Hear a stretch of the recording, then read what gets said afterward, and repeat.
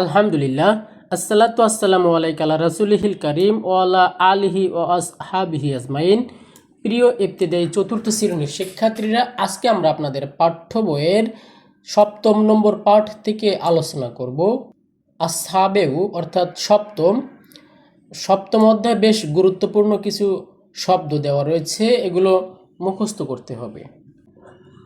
প্রথমে লেখা রয়েছে আর নাসরু অর্থ সাহায্য করা, আল কিতাবাতু অর্থাৎ লেখা, আল জুলুসু বসা, আর নাজারু দেখা, আল ইলমু জানা, আল ফাহমু বুঝা, আর নাউমু ঘুমানো, আল কাসবু অর্জন করা, আর রুজুউ ফিরে আসা, আল হিফজু মুখস্থ করা, আলহামদু প্রশংসা করা, আর শাহাদাতু সাক্ষ্য দেওয়া, আর শুরবু পান করা, আর জাহাবু যাওয়া,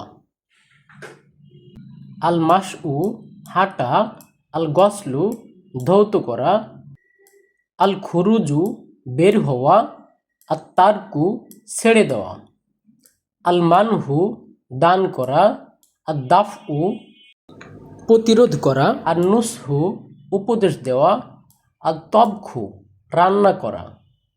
পরে পৃষ্ঠায় লেখা রয়েছে আল হারসু চাষ করা, আল ইবাদাতু ইবাদত করা, আল হামলু বহন করা, আল মাগফিরাত ক্ষমা করা, আর সুকুত চুপ থাকা, মাতবাখুন রান্নাঘর, গুরফাতুন নাউমি শয়নকক্ষ, মিসফাতুন ছাকনি, আর জুহুর প্রকাশ করা, আর তুহুর পবিত্র হওয়া, আল কুফরু অস্বীকার করা, আর জাহকু হাসা, আর রুকুবু আরোহণ করা, ফুরসাতুন বিরাস, গুরফাতুন কক্ষ, খসাবুন কাঠ, কুজুন মগ, রিহলাতুন তারবিয়াতুন শিক্ষা সফর, ফাসলুন শ্রেণীকক্ষ, জামিলুন সহপাঠী, খত্তুন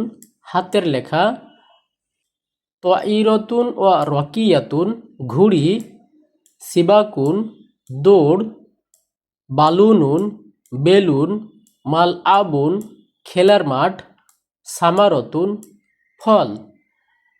তো ঠিক আছে প্রিয় শিক্ষার্থীরা, বিদায় নিচ্ছি আজকের মতো। দেখা হবে আগামী পাঠে। আল্লাহ হাফেজ।